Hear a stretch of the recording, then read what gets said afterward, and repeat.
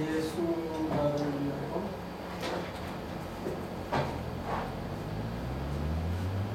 십자가 죽었다는 거죠. 그 다음에 빈들의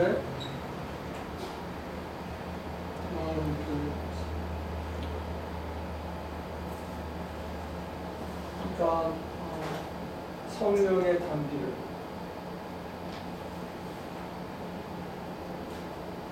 그 다음에 나 주의 도움받고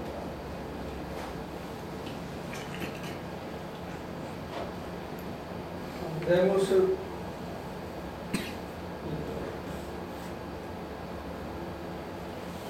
근데 이 가사 내용하고 우리가 실제로 하는 기도 생활하고 굉장히 밀접하거든요. 여기서 이제 강조하는 것은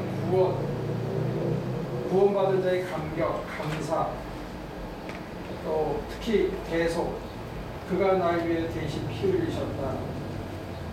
그래서 이 감사와 감격, 그래서 여기서 제일 강조하는 기도의 형태는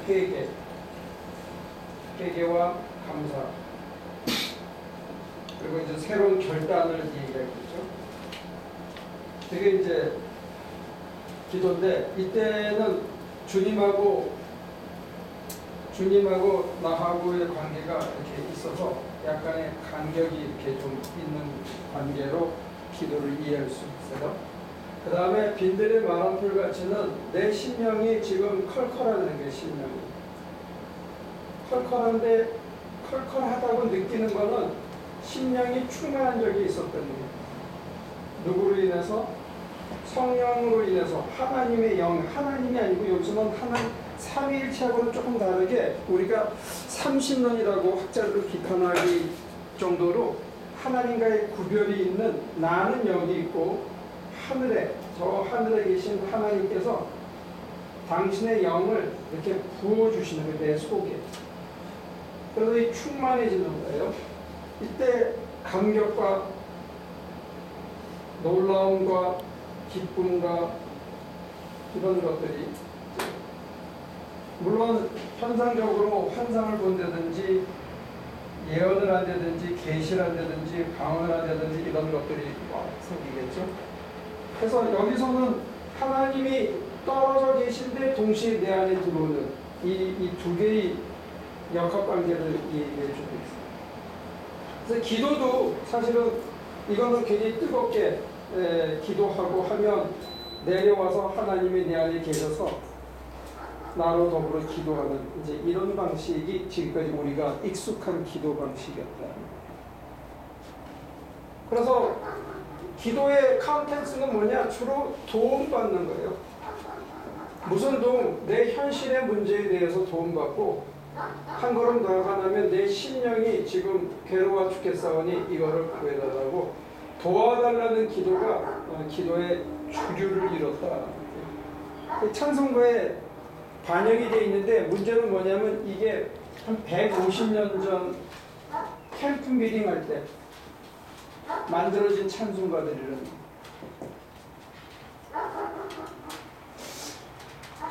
20th century 미국 문화와 개신교 운동이다 뭐 그런 책을 보면 이 캠프 미팅이 미국 문화를 형성하는데 얼마나 큰 영향을 줬고 그 사람들이 그것 때문에 우리 한국이나 케냐나 이런 데로 전도를 나간 나이베리아 반도 그쪽으로 전도를 나간 그 역사를 쭉 얘기해 주고 있어요. 그래서 보면 하나님께서 문제는 뭐냐면 나하고 간격이 있어요. 기도에는 이거는 잠시 들어왔다가 늘 계시는 게 아니라 또 이렇게 컬컬하게 빠지는 거예요. 그러면 내가 기도를 다시 해서 꽉 찾으면 그 다음에 충만해지는 거예요.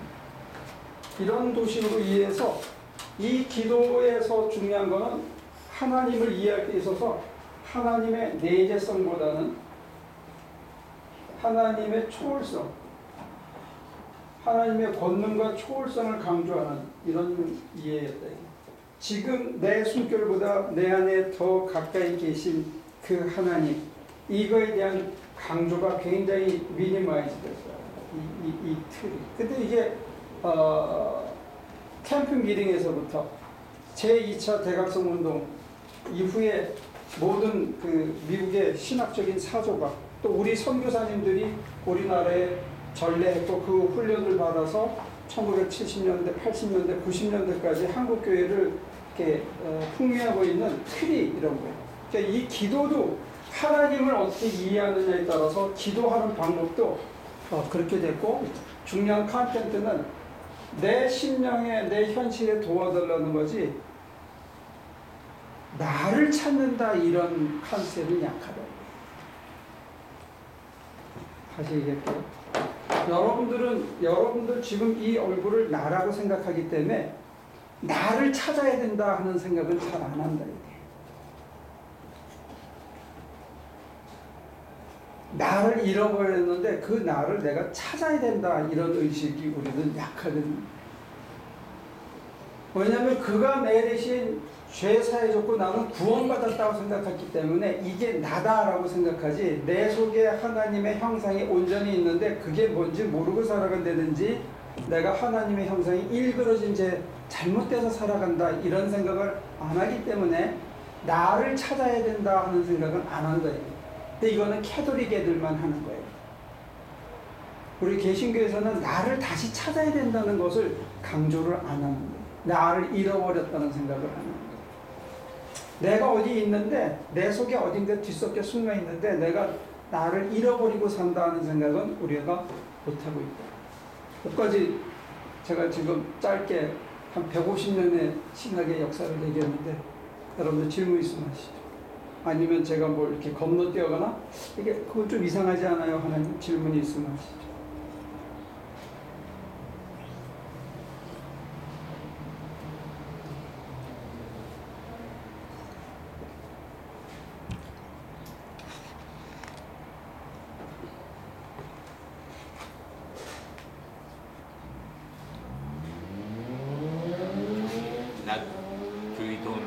내 현실이라고 그러셨으니까 그거는 좀 구복으로 좀 흐르는 뜻이 아닌가요?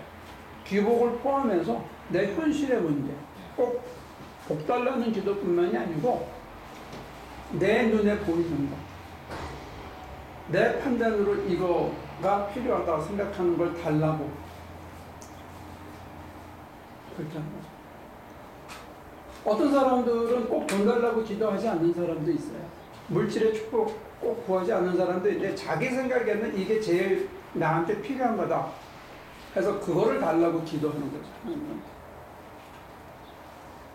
저는 물질 문명이나 물질을 무가치하게 이렇게 비하하는 얘기는 아니고, 많은 사람들이 물질의 풍요를 구하죠. 근데 어떤 사람들은 자식이 잘 되게 해달라든지 남편이 좋은 신앙생활을 하게 해달라든지 이런 기도하는 사람도 있죠. 근데 그 자기가 봤을 때 내 현실에 대한 자기 평가와 자기 기준으로 문제를 구한다 이런 뜻이에요.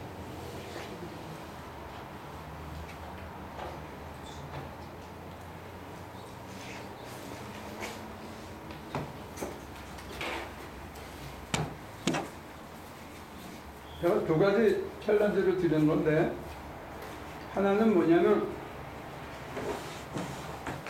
지난 150년 동안 우리는 하나님의 초월성을 강조한 신학적인 틀 속에서 살아서 하나님이 우리와 함께 계시다 하는 것을 50대 50으로 강조해야 되는데 이게 80대 10, 뭐 90대 5 이 정도도 강조가 안 됐다 이게요.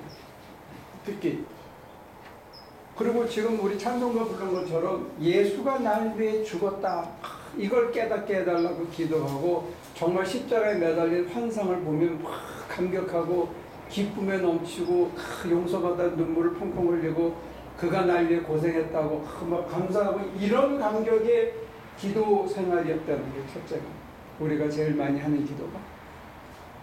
그러니까 내 죄를 깨닫는 것. 그래서 신앙생활에서 기대하는 거는 회개해서 돌이켜서 새로운 삶을 살라 하는 데까지만 가고 이게 끝이라는 거예요. 근데 그 이유도 뭐냐? 예수가 내 안에 함께 계셔서 살아가는 삶에 대한 강조가 약했기 때문에 그렇다.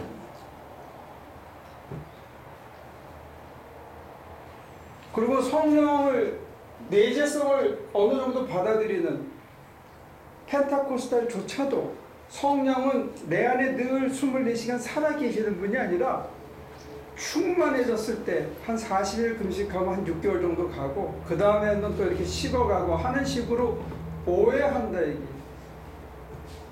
내가 감지하면 계신 거고 내가 감지하지 못하면 마치 안 계신 것처럼 신학적인 전제의 틀이 하나님의 임재를 판정하는 게 내 감정과 내 감각이 되었다는 거예요.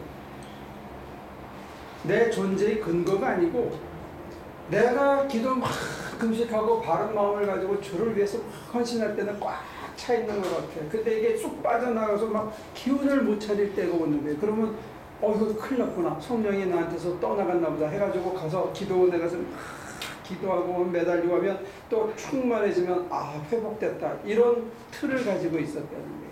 근데 그 틀의 밑바닥에 뭐가 있냐면 하나님과 내가 떨어져 있다고 생각하는 거예요. 내 숨결보다 더 가까이 계신 하나님에 대한 강조가 빠졌다는 얘기를 합니다.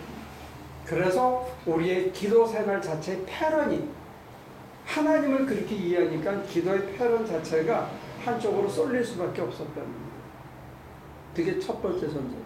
그렇게 패런이 가니까 무슨 문제가 있냐면 하나님을 이해하는 게 내가 주인이 돼서 이해하듯이 나를 이해하는 것도 내가 주인이 돼서 이해하는데 나를 어떻게 이해하냐면 요 몸뚱아리 갖고 있어서 생각하고 수박 먹고 사람들하고 대화하고 내 미래에 대해서 고민하고 하나님께 기도하는 이게 나라고 생각하고 이게 잘못됐다고 생각을 못한다 이거예요.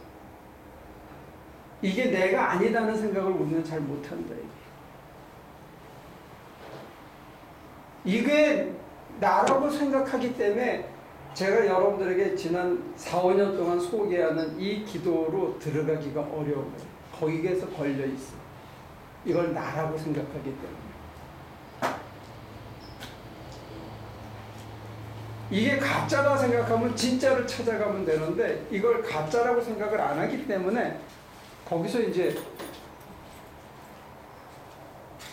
우리의 근거가 되신 하나님을 찾아가겠다는 아니 하나님 우리 안에 만약에 더 깊이 계시다면 이미 계신 분을 내가 자각만 하면 되는데 그 하나님이 나보다 더 깊이 계시다는 사실을 내가 받아들이지를 못한다는 게 그 이유의 전제가 뭐냐면 하나님이 초월적이라고 생각하는 게 첫째고 두 번째는 이게 나라고 생각하는 인식의 주체가 뭐가 사물이 있다 없다 판단하는 주인이 내가 주인이 되기 때문에 이게 나라고 생각하니까 지난주에 얘기를 했는데 이런 디테일한 얘기를 하기 전에 우리 어린 예담이가 하나님과 연결된 그게 진짜 나다 이렇게 딱 결론을 쳐버리니까 우리가 더 깊이 못 들어갔어요. 그래서 다시 제가 불을 이슈하는데 여러분들이 내재적 기도 하나님 앞에 침묵하는 기도 하나님 앞에 자기를 비워 다 드리는 기도를 못하는 가장 큰 장애물이 뭘까 했을 때 첫째가 초월의 하나님에 대한 이 언밸런스 신앙이고 두 번째가 뭐냐면 이걸 나라고 믿기 때문에 그래. 이게 내가 아니라고 우리는 한 번도 생각을 못 해본 거예요.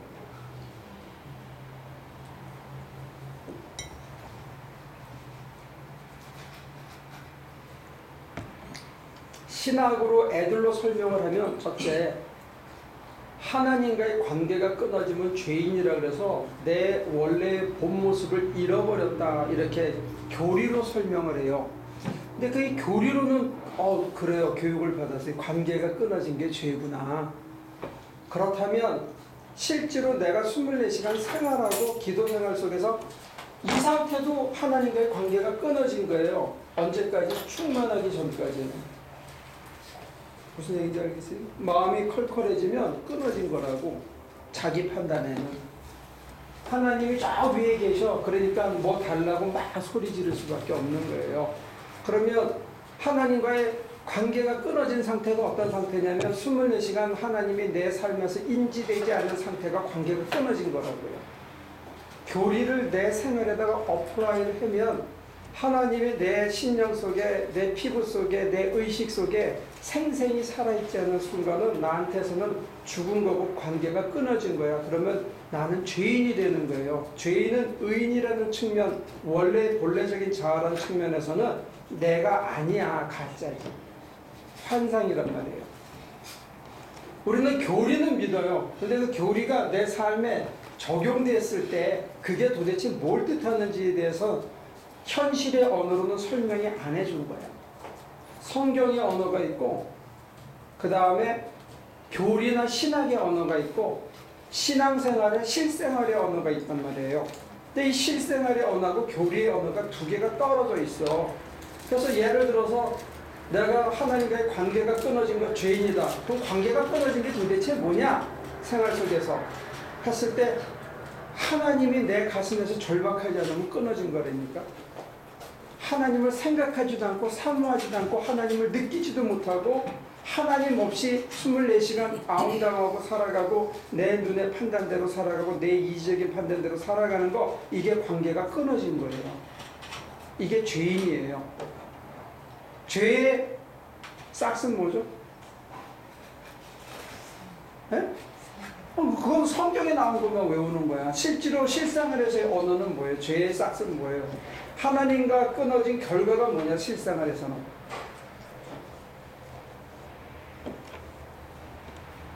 죽음이고 공허하게 사는 거고 허망하게 사는 거예요. 왜 사는지 모르고 그냥 허망하게 사는 게 죽음이라니까. 그러니까 우리는 성경의 언어를 신학의 언어나 생활의 언어로 바꾸지 않고 그냥 외우기만 해놓은 거다 이거예요. 죄의 싹이 사망이라고. 하나님 없이 살아가는 게 내 속이 뭔가 허전하다, 이거 내가 죽은 거라니까. 그래요. 살아있잖아요. 이거는 피지올로지. 생리적으로 살아있는 거예요. 피지올로지카고. 생리적으로는 생존하는데 내 본래의 모습으로 봐서는 하나님과 연결돼서 우리가 맛볼 수 있는 건 뭐냐면 충만한 상태로 살아갈 때 내가 회개해서 정말 눈물을 펑펑 흘리고 세상을 바라볼 때 그 눈으로 내가 오늘 살아간 삶을 비교해보면 죽은 거나 마찬가지다. 그게 죄의 싹슨 사망이에요.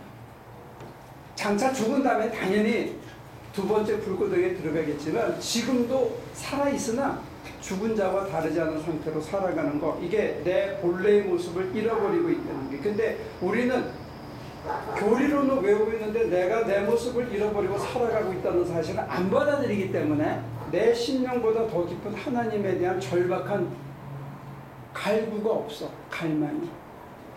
이걸 나라고 생각하기 때문에 보니까 저 사람들도 다 똑같이 나랑 살아가는데 내가 뭐 특별히 잘못된 게 있냐, 그러면서 상대적인 안도감으로 살아가는 거예요. 절대적인 안도감으로 살아가는 게 아니에요.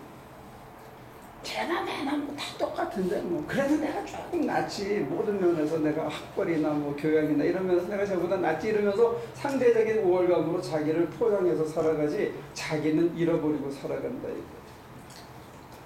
그걸 자기라고 믿기 때문에 문제가 하나님이 절박하지가 않은 거예요. 이때는 금식이라고 했어요. 이 시절에는 금식했어요. 성령 충만하려고. 오늘날에는 금식조차 할 이유가 없어. 망하기 전에는 나를 찾아야 된다는 거에 대한 안타까운 갈증이 없는 거예요. 왜냐면 이때는 성령 충만했던 그 맛이 있거든. 그래서 그 맛을 찾으려고 내가 현실적으로 금식을 하고 회개를 하고 그랬지만 지금은 아쉬운 게 없어. 이게 난데 다 똑같이 사는. 성령 충만한 사람들 이상한 짓만 하고 말이야. 남편 내다버리고 아내 내다버리고 이상한 짓만 하고 말이야. 젊은이들도 술 처먹고 다 똑같이 하는 거야.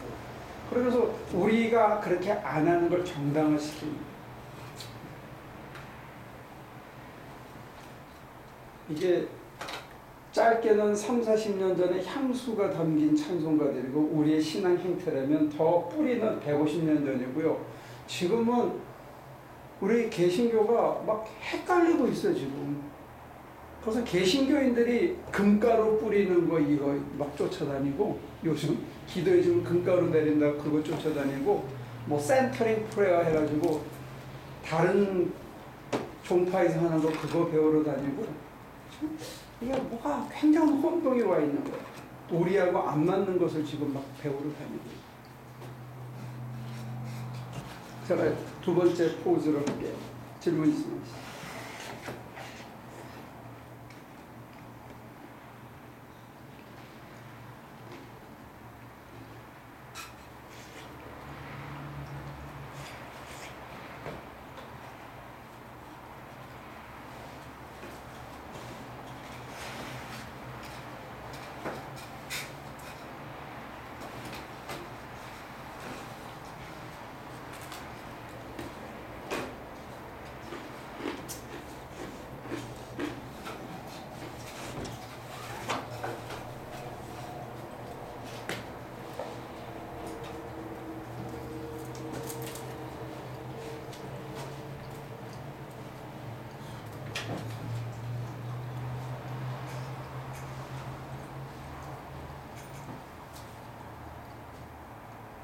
이 철학자 중에서도 여러 번 얘기하지만 이 데카르트라는 사람이 철학자들이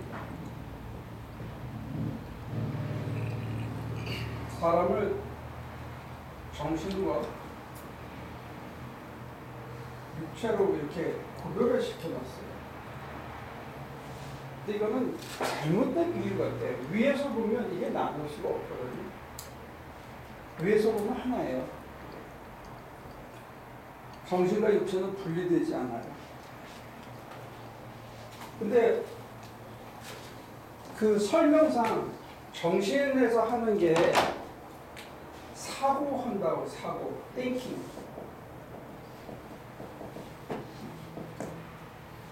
그래서 추론하고 분석하고 이걸 종합하고 그래서 뭔가를 판단하고 결정을 내리는 이 모든 과정을 이성이 한다고 생각하는 거예요. 이게 이성의 역할이다.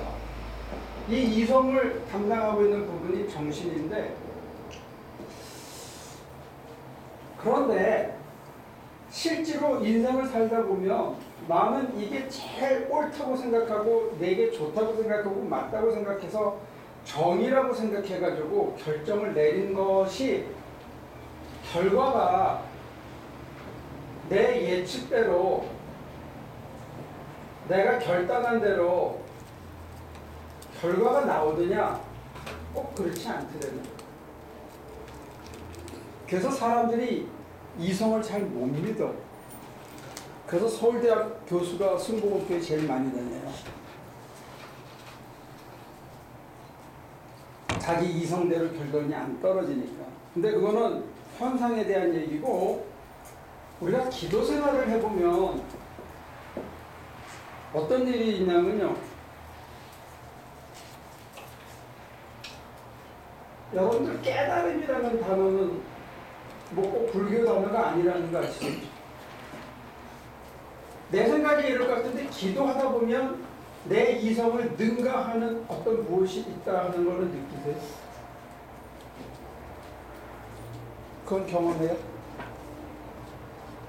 여러분도 생각은 어떠세요? 내가 막 생각하고 있는데 기도하다 보니까 어머, 이런 게 있었네, 이런 게 있네. 그걸 깨달음이에요. 나를 넘어서는 어떤 자리가 있다는 게, 이걸 이성의 한계라고 그러거든요. 이성으로는 분명히 몰랐는데 어느 순간에 이게 깨닫게 되는 게 있고, 또 하나는 여자들이 발달했는데 이 육체적인 직관이 있어요. 감각. 소위 non-sensory experience라고 해가지고, 우리는 어떤 면에서는 육체로 감각하고 그 다음에 의식으로 사유하잖아요. 근데 이 감각이 내가 전혀 느끼지 못하고 감각하는 게 있어요. 그 중에 하나가 호르몬 분비입니다. 호르몬. 여러분들 심장 뛰는 소리 들려요? 지금? 뛰어요, 안 뛰어요? 뛰고 있잖아, 다. 근데 못 느끼잖아. 심장이 쿵당쿵당 뛰는 거 느낄 때는 조금 이상할 때라고. 여러분들 숨 쉬면서 숨이 느껴지지 않거든요. 기도할 때 느껴진다든지 나 거칠게 숨을 쉴 때 약간 이상현상으로 갈 때나 겨우 느끼지 평소에는 못 느껴요. 내가 숨 쉬고 있는데. 근데 그런 것 중에 또 하나가 뭐냐면 여러분들 눈썹 자라는 소리 들려요? 여러분들의 눈썹이 자라는 게 보여요? 어떤 때는 자고 나면 눈썹이 하나가 이만큼 길어질 때가 있어요. 하나가 하룻밤에 그만큼. 근데 평소에는 이게 안 보여. 눈썹이 자라거나 머리카락이 자라는 게 들리지도 않고 보이지도 않지만 실제로 우리 속에서는 이루어지고 있어요. 여자들은 남자가 바깥에 나가서 보이는지 그냥 알아요. 이 동물적인 감각으로. 이게 non-sensory experience. 근데 우리가 생각하는 건 뭐냐면 내 감각과 그 다음에 내 의식 이걸로 모든 사유가 이루어진다고 생각하는 거예요. 근데 우리가 실제로 살아가는 것은 초감각적인 또는 감각 이전의 경험들에 많이 의존하고 살아요. 내가 감지 못하더라도 그게 있다는 게 그런 세상이. 원자의 세계가 있고 저주파의 세계가 있고 고주파의 세계가 있고 다 있는데 우리가 못 느끼고 있다 이게. 지구가 뱅글뱅글 도는데 못 느끼고 살아가는 게 있다 이게. 우리는 요게 다라고 자꾸 생각하고 살아가는. 근데 우리 이성의 한계 중에는 하나는 미래를 예측하지 못해요. 정확하게. 그러니까 주식의 고수들이 재산 다 털어먹죠. 미래 예측이라는 건 불가능하거든. 애플이 실실 망하고 있는 거 이거 미래 예측이 안 되는 거예요. 마찬가지로 우리를 능가하는 부분에 대해서는 실제로 있는데도 불구하고 있어요. 근데 우리는 감지를 못하고 내가 느끼지 못하고 눈에 보지 못할 뿐이에요.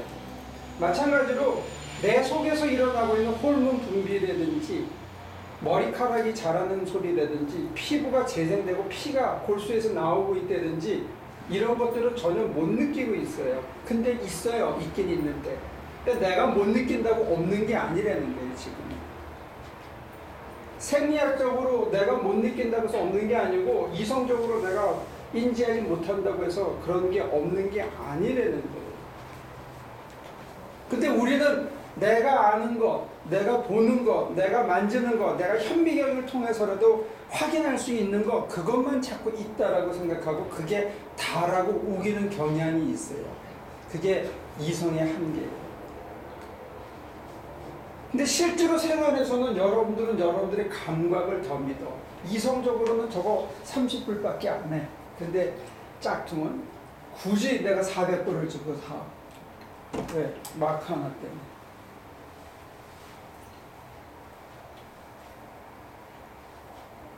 사람은 굉장히 비이성적인 판단을 많이 해요. 그러면서도 자기는 이성적이라고 착각을 해요. 어떤 때는 기분 나쁘면 만사가 다 싫어져. 이성적으로 분명히 내가 틀렸어. 그래도 내가 감각이 싫으면 일단 싫은 거야. 받아들일 수가 없어.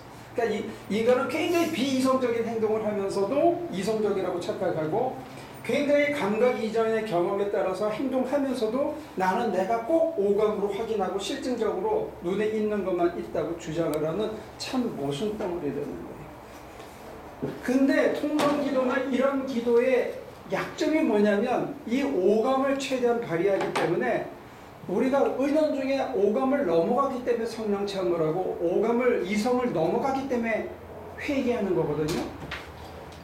내가 옳다고 믿었는데 갑자기 깨달아서 내가 잘못했다고 하는 회개는 내 이성의 판단을 넘어가기 때문에 내가 회개할 수 있는 거예요.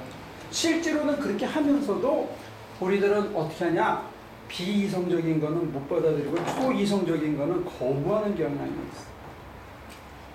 눈을 감아서 안 보이면 없는 거예요.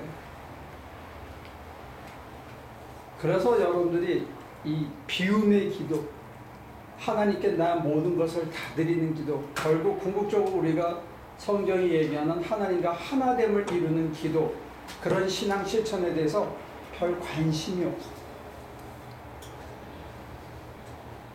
그러니까 내가 목이 아프게 2년 동안 계속 얘기해도 열매가 없어. 이게 재미가 없는데. 그래서 왜 그럴까 하다가 지금 철학적인 분석을 먼저 해드리고 이론적인 분석. 여러분들이 첫 단계에서 못 넘어가는 거예요. 그러니까 사람들이 장사를 해. 센터링 프레어를 하는 사람들이 무슨 장사를 하냐면 잠자로게 해준다. 마음의 평안을 준다. 자신감을 심어준다. 이게 꼭 무슨 그 프레그마틱 그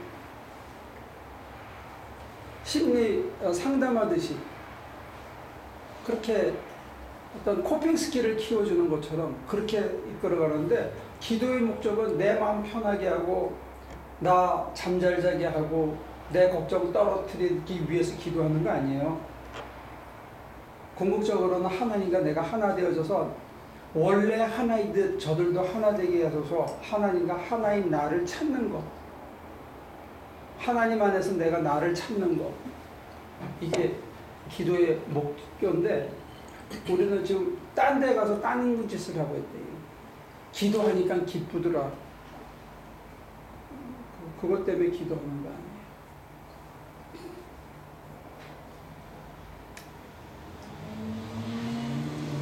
그러니까 이 첫 단계에서 첫 단추가 이게 안 풀리는 거예요.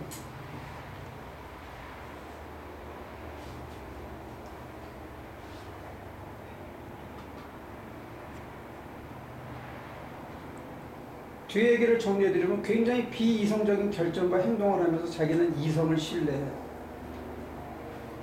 실제로는 비감각적이고 무감각적인 감각 이전의 경험에 따라서 우리는 결정을 내리고 많이 행동하면서도 내 눈에 보이고 만지고 확인되지 않은 비실증적인 것에 대해서는 마치 거짓인 양 없는 것이냐 이렇게 내몰아쳐서 자꾸 자기의 인식의 영역과 경험의 영역을 좁혀서 요 안에서 실험실적으로 살아가려고 한다 이거예요. 그걸 넘어서야 되는데 거기에 하나님이 계신데 그 도전이 필요한데 그거를 못하고 있대. 여러분들이 마치 실험실 안에서 실험하듯이 자기 인생을 그렇게 규정하고 나를 너무 좁게 살아가는 거예요.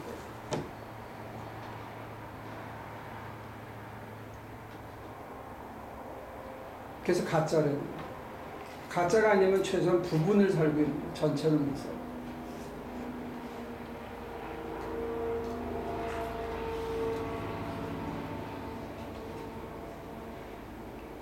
그 얘기를 조금 더 비약하면요. 안 해도 되는 걱정을 하고 안 해도 되는 회개를 하고 안 해도 되는 선행을 하는 거예요. 지가 봤을 때는 선행인데 하나님이 봤을 때는 쓸데없는 짓이 될 수가 있어요. 내가 봤을 때는 이게 굉장히 옳은 판단이지만 하나님이 봤을 때는 순서가 뒤바뀌었을 수 있어요. 내가 주인이 됐을 때 살아가는 삶이 하나님한테도 도움이 안 되고 나한테도 도움이 안 될 수 있대요.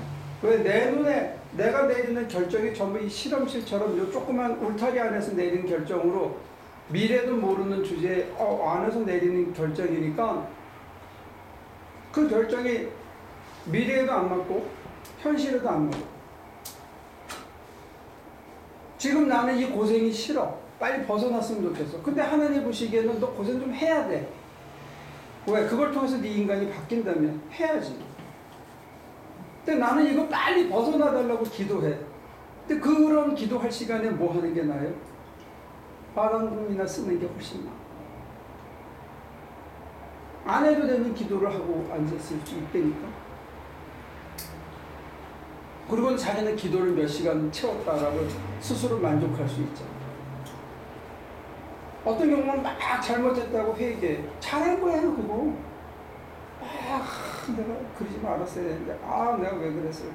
자기 혼자 보면 하나님은 잘했어 이제 그만해 하는데도 혼자서 막 혼자 회개해. 자기가 주인된 신앙의 결과가 그래요. 하나님과의 관계가 끊어져서 하나님의 입장에서 하나님의 마음으로 삶을 보는 게 아니고 내 눈으로 내 입장에서 내가 하나님을 저울질하고 하나님의 계획을 내가 판단하고 내가 주인이 돼서 살아가는 그래서 제가 보면 한 20년 동안 이렇게 쭉 지켜보는 사람들 중에 굉장히 옛날에는 신앙이 좋았는데 그 껍질을 벗지 못해가지고 신앙이 그대로 노화된 사람들을 여러 번 너무 안타까운 거예요. 굉장히 좋은 신앙으로 좋은 열매를 갖고 살았는데 10년, 15년 동안 하나도 안 자라. 왜? 자기가 주인 돼서. 자기가 봤을 때 이게 거룩이야. 자기가 봤을 때 이게 신앙이야. 근데 이 아까 얘기한 그 틀에서 전혀 나갈 생각을 안 하는 거야. 예수 나를 위하여만 계속 눈물을 흘리면서 울고 있어. 성령의 담비를 주세요. 아니 성령은 이미 가득 차 있는데 뭘 또 줘. 딴 거 하라 그러시는데.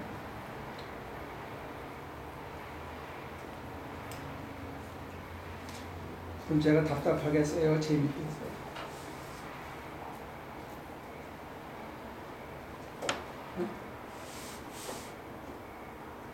잘난 체만 안 하면 안타까운 것 같아요. 안타까움을 주시거든. 그러니까 또 하고 또 하고 하지. 안타까움 중에 하나는 이걸 벗어난 것 같아서 잘하는 것 같은데 잘한 것 같은데 또 넘어지더래요. 사람인지.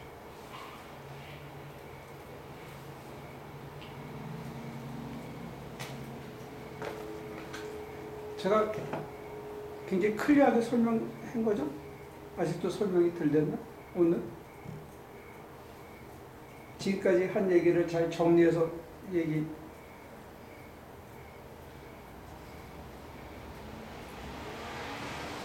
변호사가 있어야 판정을 해줘. 변호사가 없으니까 못 알아듣는다.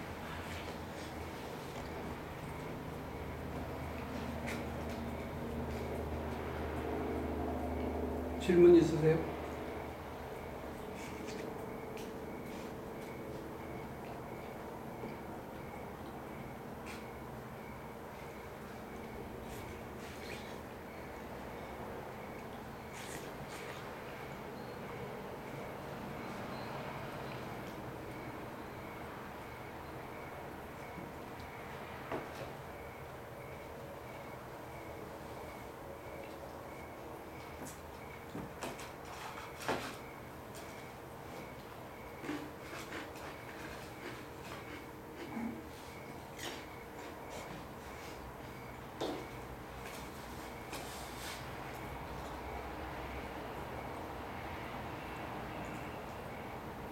그럼 안 해도 되는 기도를 하고 있다. 그 이유가 뭐냐 했을 때 여러분들이 학교에서 배운 철학, 학교에서 배운 생물학, 학교에서 배운 사회학 이게 너무 깊이 세뇌가 돼 있다. 우리가 배운 학문에는 하나님은 다 빠져 있어요. 우리가 학교를 중고등학교 다니고 대학 다닐 때 배운 모든 인간 이해, 사회 이해는 하나님이 빠져 있어요. 교회에서 가리키는 거는 예수 나를 위하여고 성령의 담비를 달라는 거였고 학교에서 배운 거는 하나님 자체가 빠져 있어요. 그러니까 우리가 지금 30년이 지나서 예수 믿기 시작하고 30년, 40년, 50년이 돼서 예수님을 믿고 따라가는데 이 둘을 연결해 줄 갭이 없어요. 우리가 머릿속에 갖고 있는 그래도 이게 오라 그게 그래도 좀 상쾌하고 상식적이고 조금 세련돼 보이는 학교에서 배운 학교 교육에는 하나님이라는 존재가 없어요. 교회에서 가르치는 거는 조금 무식해. 가르친 방법. 그러니까 우리는 신앙생활을 하면서도 약간 상식적으로 이렇게 믿으려고 그러면 학교에서 배운 방식을 나름대로 자기가 얼기설기 이렇게 만들어서 이렇게 갖고 가는 거예요.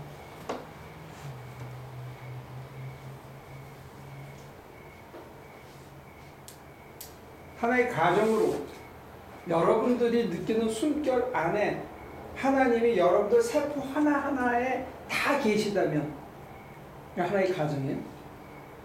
머리카락 속에도 하나님이 계시고 내 눈알 속에도 있고 내 피 속에도 하나님이 막 흘러다니셔. 뿐만이 아니고 내 호르몬, 내 신경, 내 사고, 내 생각, 내 판단, 내 감정 그 하나하나에 하나님이 다 계셔. 만약에 그러면 우리가 어떻게 해야 될까요?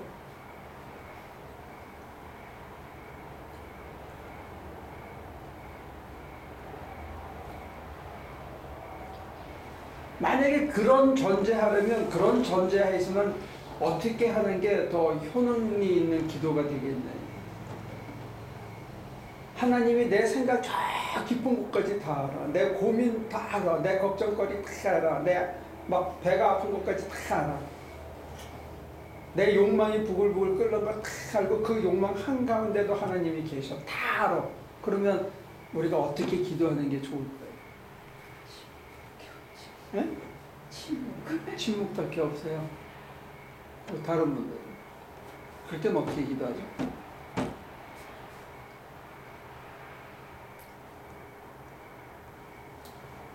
기도를 왜 해요? 기도를 왜 했냐? 왜 그런 얘기 하시죠? 하나님인데, 응? 하나님인데, 하나인데 뭘 가만히 있습니까? 그럼 지금은 왜 해요? 하나님 모를까 봐? 목사님이 지금 설명하시는 거가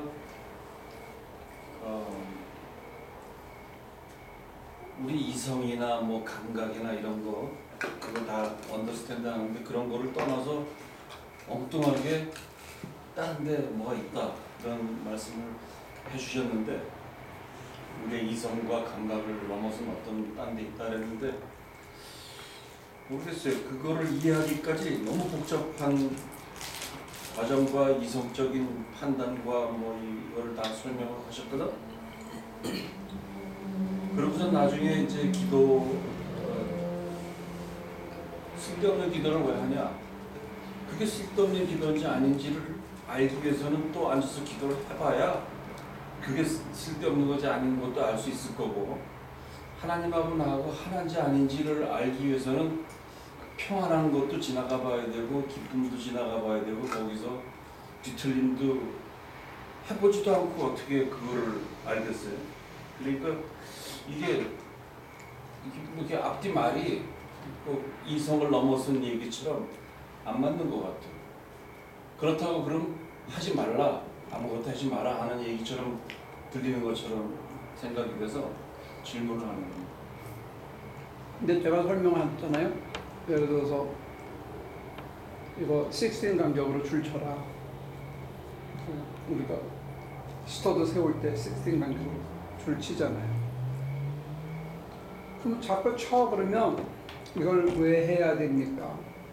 합리적인 이유는 뭡니까? 건축학적인 뭐는 뭡니까? 뭐 이게 다 맞습니까? 이거 물어보는 선교사님들이 있으면 우리 굉장히 피곤하거든요. 어떤 때는요, 잡어.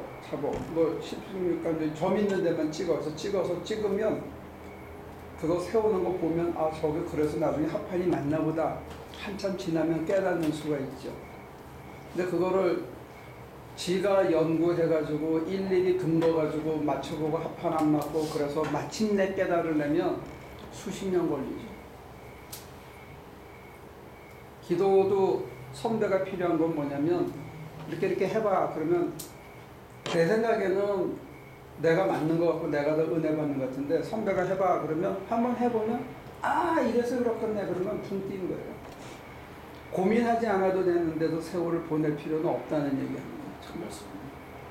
나는 기도를 왜 하냐 그런 말씀. 근데 그게 이제 전제고 두 번째는 뭐냐면 우리가 하는 수많은 기도 중에 안 해도 되는 기도를 하고 있다는 거예요. 근데 그거를 자기가 안 해보고 어떻게 하느냐는 건 자기가 그것만 해봐가지고는 절대 모르죠. 딴 걸 해봐야 내가 잘못됐다는 걸 알고 기도 디딥다 하고 났는데 인간이 하나도 안 변했고 계속 걱정은 반복되고 있다는 건 나중에 알면 세월만 까먹은 것 되더라고요. 방향을 바꿔봐야 되는데 여러분들의 그 터너 시리가 바꾸려고 해보질 않는 거예요. 그 이유가 뭐냐 했을 때 이건 나라고 생각해서 그런 게 있더라고요. 한번 서제스트 하면 한번 따라와 보는 거예요. 내가 여러분들에게 나쁜 거 가르쳐 주겠어. 여러분들이 나를 반면에 살리는데 내가 여러분들한테 나쁜 거 가르치겠네.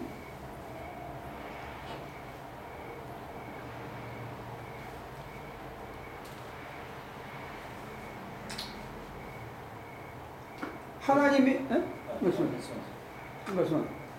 아니 아까 세포 말씀하시다가 지금 딴 데로 넘어갔거든요. 그러니까 세포 하나하나보다 더 가까이 있다면 하나님께서, 그 다음에 그 하나님은 오늘뿐만 아니라 내일도 알고 계신 분이라면, 내가 생각했을 때 내 결정이나 내 조급함이나 내 판단보다 그분이 나보다 더 옳은 판단을 했다고 믿어지지 않는 거죠. 그 전제하에서.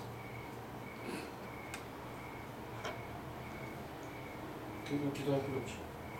기도는 왜 해야 되냐면요. 만약에 그게 믿어지면 이제 거기까지 먼저 얘기를 해야죠. 그거가 받아들여지냐 이거예요. 하나님이 내 숨결보다 내 세포보다 더 깊이 계셔서 나를 나보다 더 잘한다. 내가 문제라고 생각하는 것에 대해서 나보다 해결책을 더 잘한다. 이게 받아들여지는 얘기죠. 두 개의 전제, 첫 번째 큰 전제, 소위 그라운드 비잉이라는데, 하나님의 존재의 근거라고 얘기하는데, 하나님께서 우리의 모든 것 속에 다 계시다면 나보다 내 문제를 더 잘 알겠느냐 못 알겠느냐.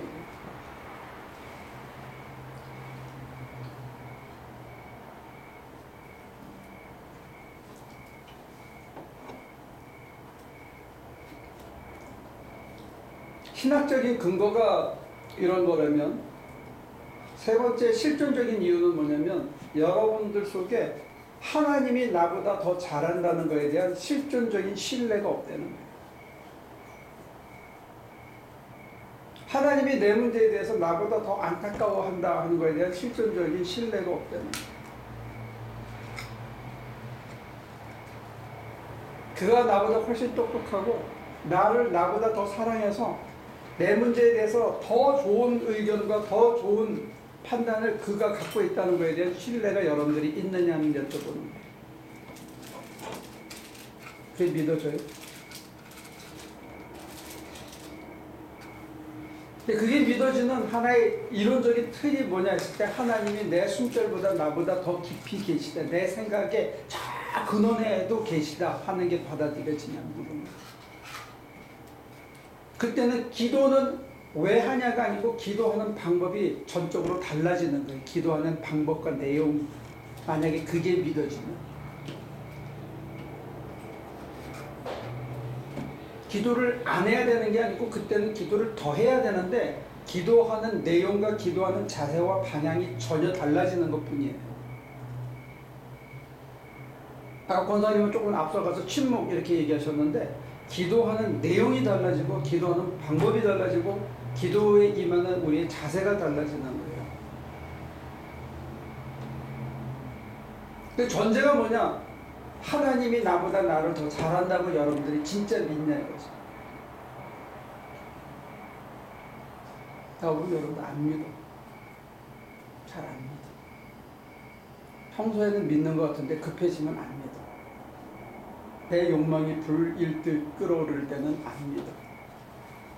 내 감정이 솟구치면 그 순간은 안 믿어.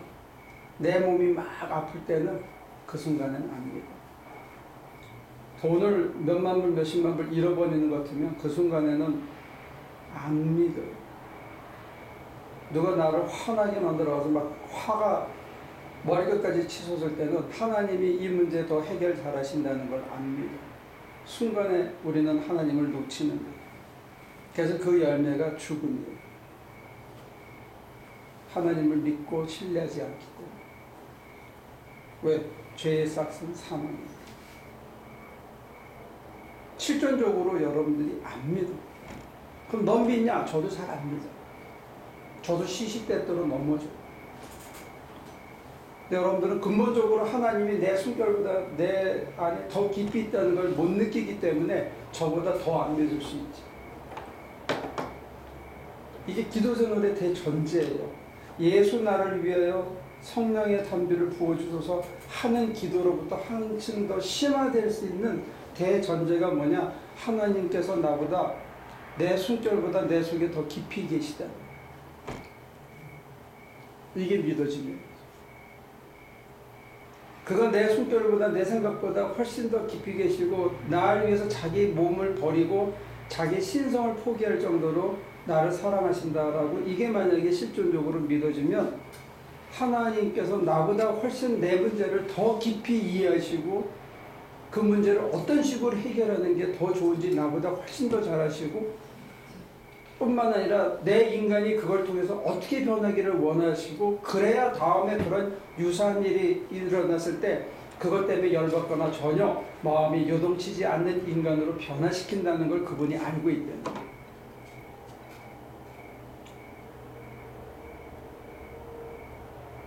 제 말씀드린 게 이해가 돼요? Make sense? 지금 하나의 전제만 잠깐 믿지 말고 이해하지 말고 놔두고 그 전제 하에서 그 다음에 풀어가는 게 이해가 되고 믿어지네, 납득이 되는 거예요. 하나님께서 내 숨결보다 더 깊이 있어서 나를 더 잘하신다면 나를 어마어마하게 사랑하시는 그분이 내가 지금 겪고 있는 내 이성적인 판단과 내 감각의 결정보다 훨씬 더 내게 유익한 결정을 길로 힘주시고 이끌어 가실 걸로 믿어지냐. 그건 어떻게 돼요?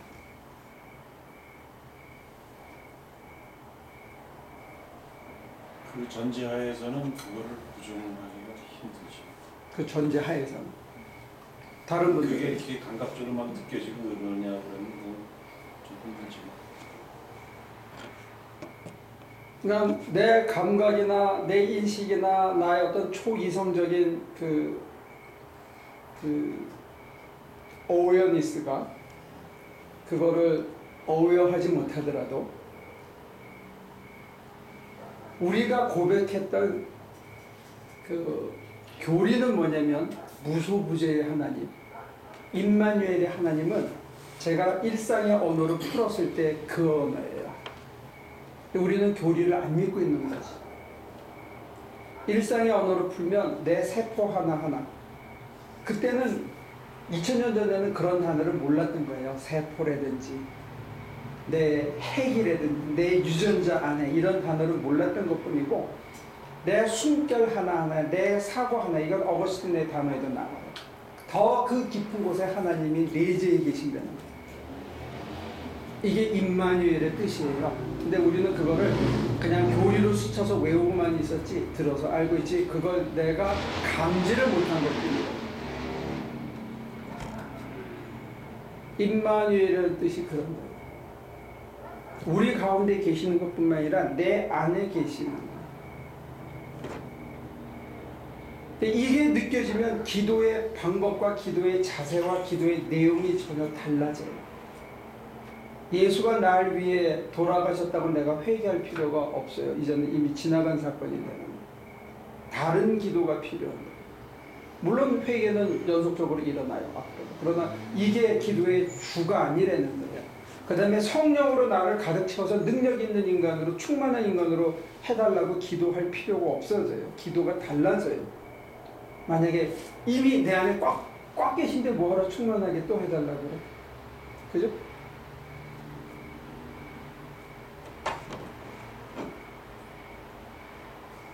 만약에 그 교리가 맞다면 그것을 수많은 신앙의 수도자들이 체험을 했고 우리 신앙의 대선배들이, 신학자들이 그걸 경험해서 그런 교리를 만들었다면, 만약에 그 교리가 맞다면 우리가 첫 번째 해야 할 기도는 뭘까요?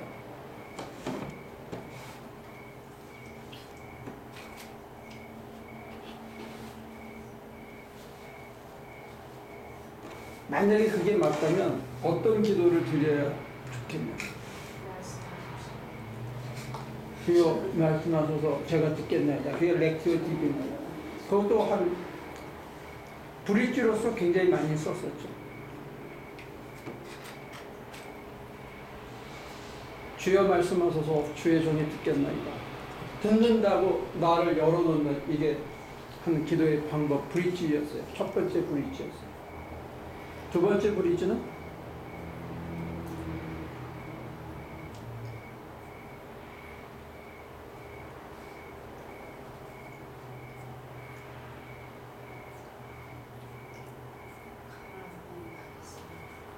하나님 외에는 아무것도 생각하지 않는 거예요. 주 예수보다 귀한 것은 없냐면 예수만 바라보는 거예요. 그걸 purity of heart라고 해서. 그가 내 문제를 나보다 더 잘 알고 계신데 내가 굳이 내 문제에 대해서 고민할 필요가 없어. 나는 내 초점을 그리스도에게만 포커스하는 거예요. 그리스도 중심, centering prayer라고 해요. 그래서 내 영혼이 그리스도만 바라보기 때문에 맑아지는 게, 그걸 simplicity라고 그랬는데 아주 divine simplicity, 한 가지만 생각하는 거예요. 한 가지에게만 내 마음을 다 꽂는 거야. 아무것도 필요가 없어. 그리스도 외에는. 전혀 다른 기도죠. 지금까지 우리가 생각하던 일반 기도의 그 패러라고 다른 기도를 얘기하는 거예요. 예수만 바라보는 거예요. 다른 모든 생각들은 다 짧은 생각들이야. 미천한 생각들이야. 뭐에 비해서? 예수가 날 위해서 해줄 수 있는 것에 비해서 미천한 생각. 애기가 막 집단은 뭐 하지만 엄마가 해줄 수 있는 게 베스트일 수도 있어. 근데 우리 엄마들은 자기 방식으로 애를 키우니까 우리가 그 비유도 사실은 맞지만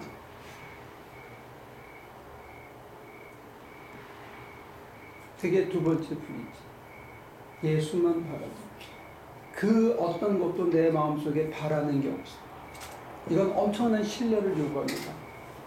당장 머리끝에 열이 뻗치고 욕망이 불들하고 내 눈앞에 문제가 산적해 있고 이걸 어떻게 풀어야 될지 모르고 내가 막 암 선고를 받아서 며칠 살지 모르는 이런 절박함 속에서 정말 예수만 바라본다는 거 사실 쉬운 건 아니에요.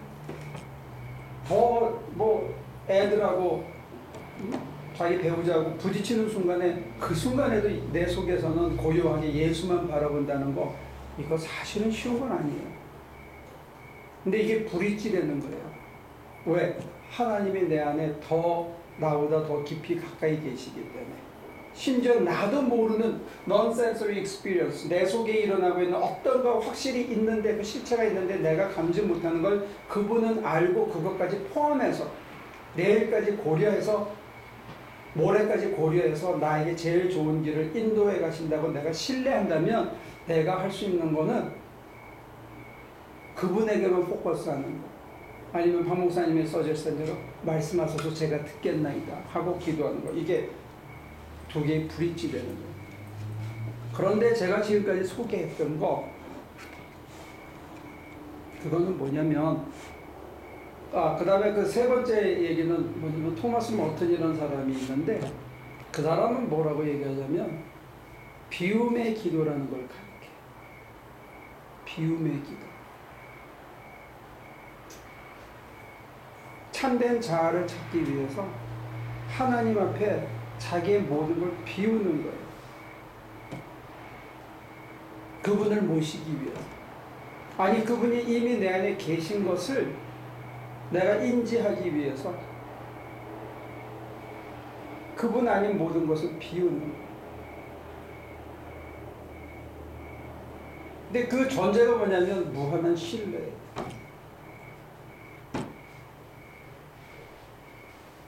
근데 실천적으로 그거를 해보면 혼자 앉아있는 하루에 1시간, 2시간의 시간이 필요해요. 실천적으로 그게 굉장히 힘든 기도예요. 그 시간을 내는 것도 힘들고 온갖 잡생각으로, 온갖 걱정으로, 온갖 욕망으로 배려할 게 다 가득해 있는 불안으로 이거를 다 지우고 그분에게 비워진 나를 통째로 드린다는 거, 이게 실제로 기도 생활에서는 굉장히 힘들대요. 근데 그 전제가 뭐냐? 하나님은 임마누엘의 하나님이시고 하나님은 나보다 나를 더 사랑하시고 하나님은 내 숨결보다 더 깊은 곳에 나를 아신다 하는 전제에서 출발합니다. 이게 믿어지면 그 기도를 할 수가 있어요. 그럼 모든 판단의, 모든 결정의 주인이 하나님이 되시는 거예요. 내가 아니라. 그럼 기도는 뭐냐? 내가 주인 될까 봐. 내가 주인 되지 않도록 기도하는 거예요. 그러니까 여러분들이 그걸로 넘어가려면 첫 번째는 이걸 믿을 수 있게 도와달라고 그래야 되고, 두 번째는 내 가슴을 열게 기도해달라고 해야 되고, 세 번째는 당신을 감지할 수 있게 해달라고 기도합니다. 이미 계신 당신을. 그걸 통해서 어떤 일이 벌어지냐면 자아가 확장됩니다. 이 몸뚱아리 안에 갇히지 않고, 이 감정의 응어리에 갇히지 않고, 내가 이것보다 훨씬 더 넓고 큰 존재로 더 넓게 인생을 경험하며 살 수 있게 됩니다. 근데 그러니까 제가 몇 가지 얘기를 했는데, 어디에서 여러분들이 털컥하고 나가 어디서 걸려 있는지 거기에서 그거를 해결하시면 됩니다. 아이, 안 그래도 저건 아니야. 그러면 안 해도 돼. 그건 안 해도 돼. 그건 철저히 자기 선택이야. 내가 뭐 저렇게 기도하냐? 저게 무슨 기도냐? 그러면 안 해도 돼. 근데 만약에 이게 믿어지거나 저것도 괜찮을 것 같다 이러면 내가 그럼 나는 아까 쭉 얘기한 것 중에서 어디 있지? 그래서 거기서 출발하면 돼요. 출발해보고 해보니까 이렇더라 하는 걸 뭐 박목사님이나 또 뭐 장로님이나 우리 레트디비나 하는 사람들한테 물어보고, 그 다음에 또 한 칸 더 넘어가면 또 와서 얘기하고 그렇게 쉐어하고 그렇게 합니다. 느끼려고 하는데 잘 안 느껴진다. 그러면 느낄 수 있게 해달라고. 느끼지 못하는 내 감각들을 내려놓게 해달라고. 그래서 그가 나 안에 가득 찬 게 느껴지기 시작하면 그 순간에 내 걱정과 근심과 염려와 이런 것들이 다 사라졌으면 없어진 거예요, 그거는. 그 다음에 이제 깨달음으로 넘어가는 거예요. 새로운 뷰가 생기기 시작하고, 새로운 가치관이 생기기 시작하고, 새로운 안목이 생기기 시작하고, 그러면 그걸 실천하기 시작합니다.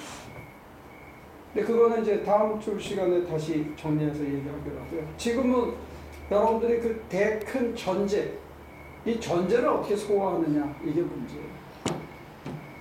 임마누엘의 하나님을 내가 일상의 언어로 내게 어떻게 적용할 건가, 이거를 여러분들이 생각하시죠. 정말 임마누엘이십니다. 정말 사랑의 하나님이라는 게 도대체 내 인생에게는 뭘 뜻하시는 건가? 임마누엘의 하나님, 사랑의 하나님이 나와 관계를 맺고 사는 삶이 내게는 도대체 무언가요?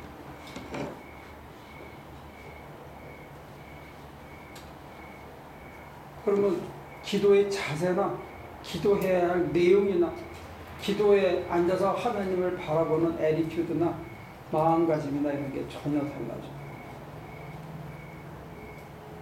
그러면 이제 진전이 이루어져요.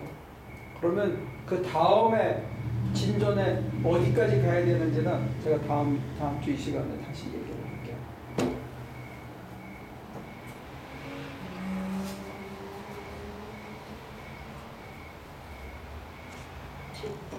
예. 내가 기도를 하는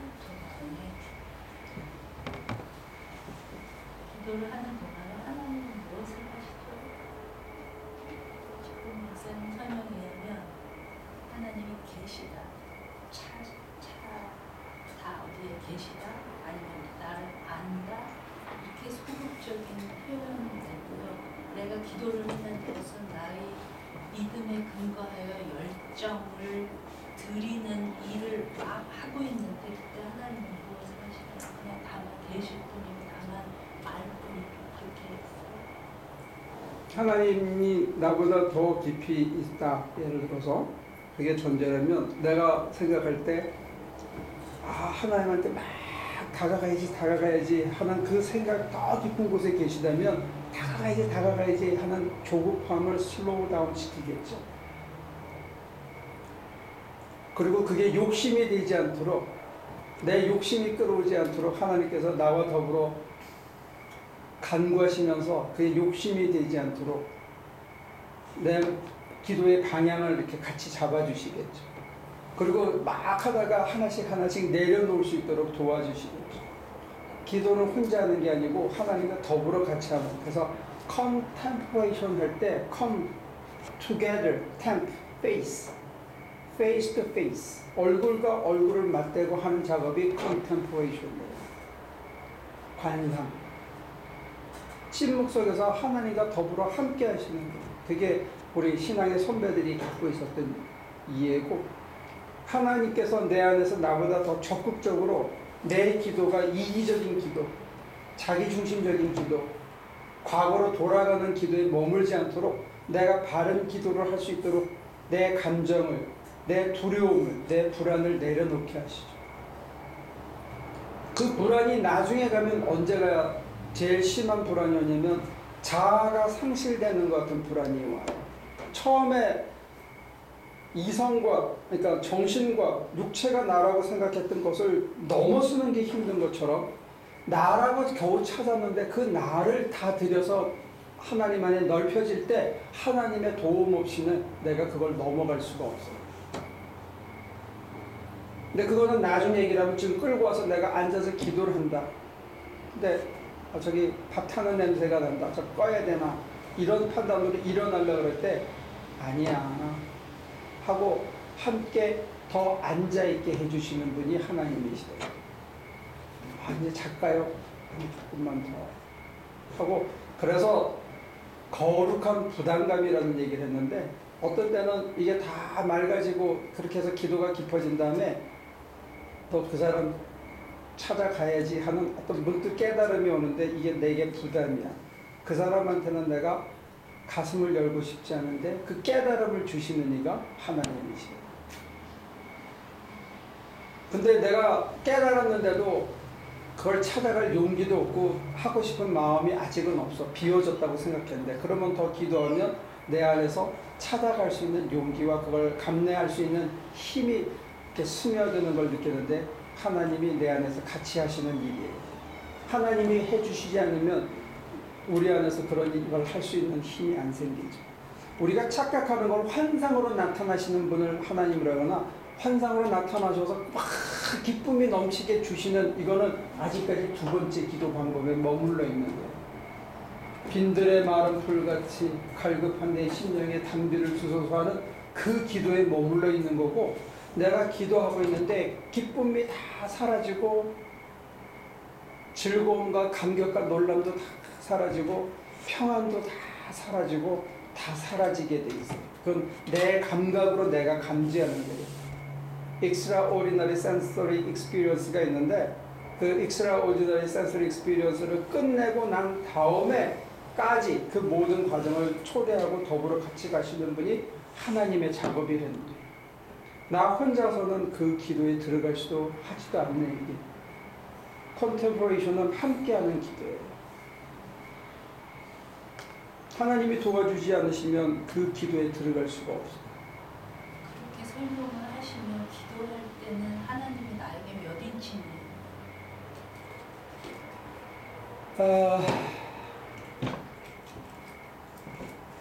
영어의 표현이 제일 재밌는 게 다우잖아요. 다우. 이건 3인치이며 2인치인데 신학자들은 이렇게 구별을 해요.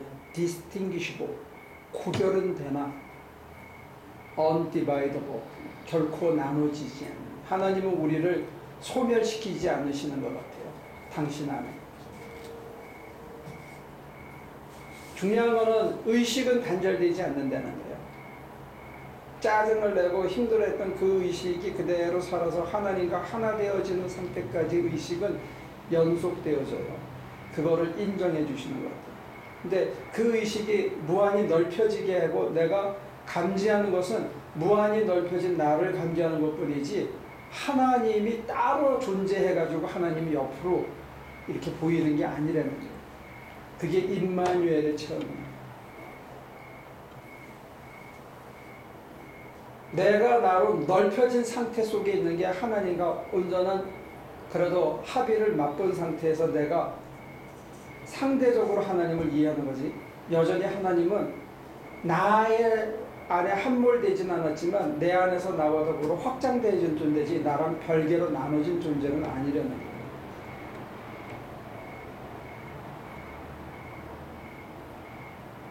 우리로서는 참 체험하기 힘들죠. 일상에서는. 아마 트랜스포머나 이런 SFI 영화 만드는 사람들이 언젠가는 그걸 그려낼지 몰라요. 내 안에서 이렇게 안개처럼 이렇게 자장이 넓혀지듯이 넓혀지는. 근데 그 근원이 하나님이셨고 하나님이 이렇게 하신 걸 내가 인지 못하고 살고 활용하지 못하고 살고 좁게 여기고 살고 문화적인 세뇌 때문에.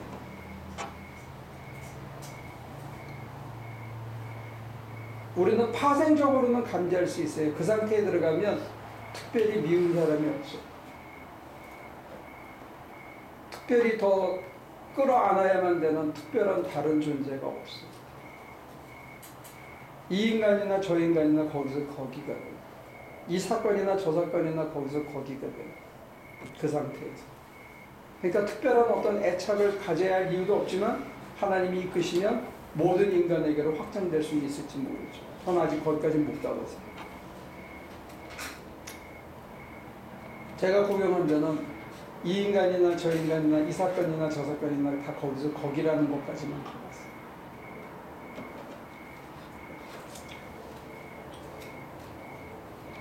멋있는데 부정적인 그런 사람이 워낙 시니컬하게 말을 해서 이 그거에 인간이나 저 인간이니까 다들 아이거든요. 그런 인간들 이렇게 들리니까 우리가 갖는 것 중에 하나가 편애와 또 하나가 편가름과 또 하나가 내 것이라고 내가 주장하는 이 소유욕이나 독점 때문에 많은 문제가 생기죠. 근데 그게 허상이라는 것을 일깨워 주시는 것 같아요.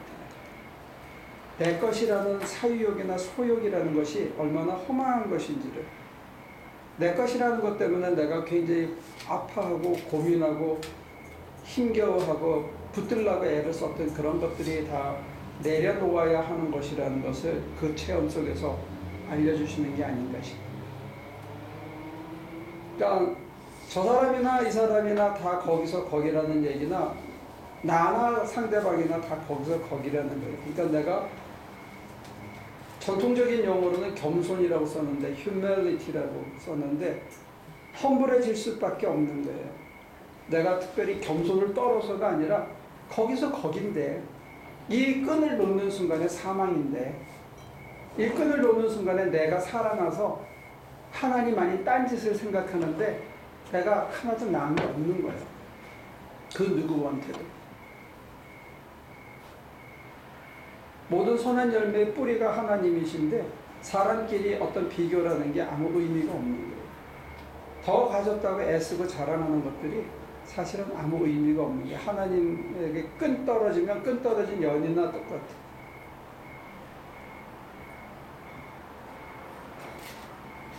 나는 이게 굉장한 소망이 된다고 믿는 거예요. 지나친 불필요한 애착으로부터 우리를 해방시켜주고 나라는 고집으로부터 우리를 해방시켜주는 것뿐만이 아니고 내가 그렇기 때문에 오늘 주어진 내 하루의 나름대로 내가 할 수 있는 최선은 다 할 수 있게 되는 거예요. 어떤 현실적인 열매 때문에 일하는 게 아닐 수 있다는 거예요.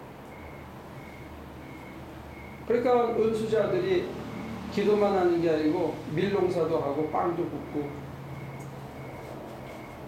그릇도 굽고 하루에 6시간, 8시간 노동을 즐거운 마음으로 할 수 있는 거예요.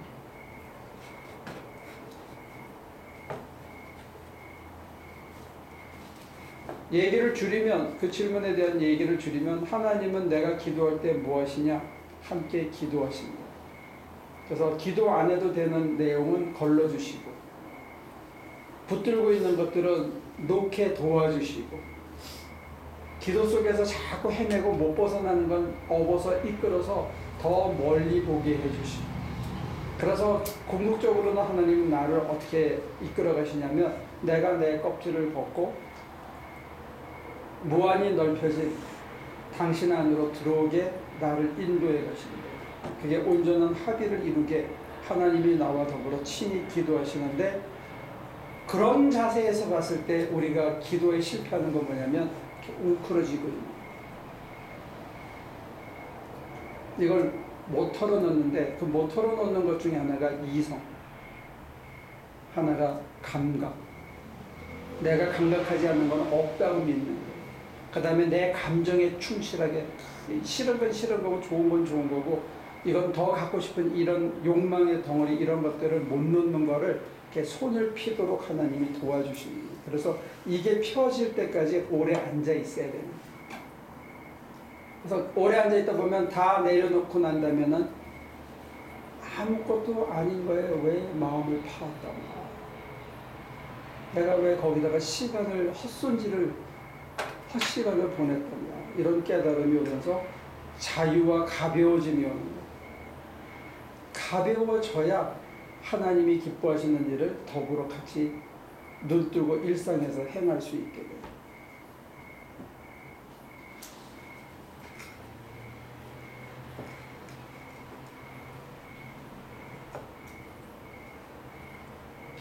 시간이 많이 갔으니까 거기까지 멈추고 이 표는 다음 주 제가 여기 정리한 게 있으니까 갖고 가셔서 무슨 암호를 써놨나 한번 여러분들이 보시고 거기다가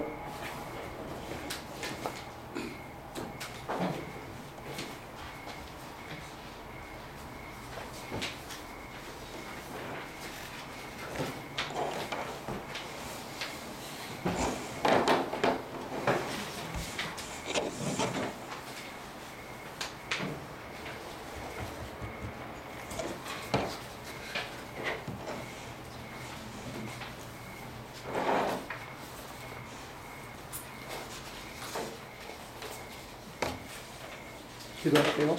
하나님, 우리 가운데 어려운 병과 또 경제적인 어려움과 또 겪어보지 못하던 일들을 통해서 그리고 나이 들면서 힘겨워서 다들 힘들어하고 하나님의 도우심을 구합니다.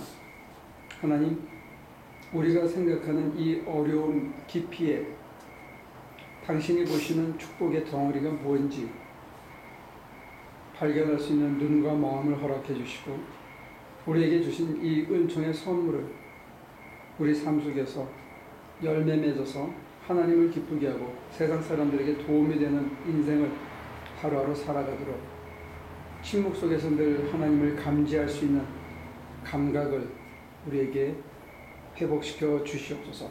예수님의 이름으로 기도합니다.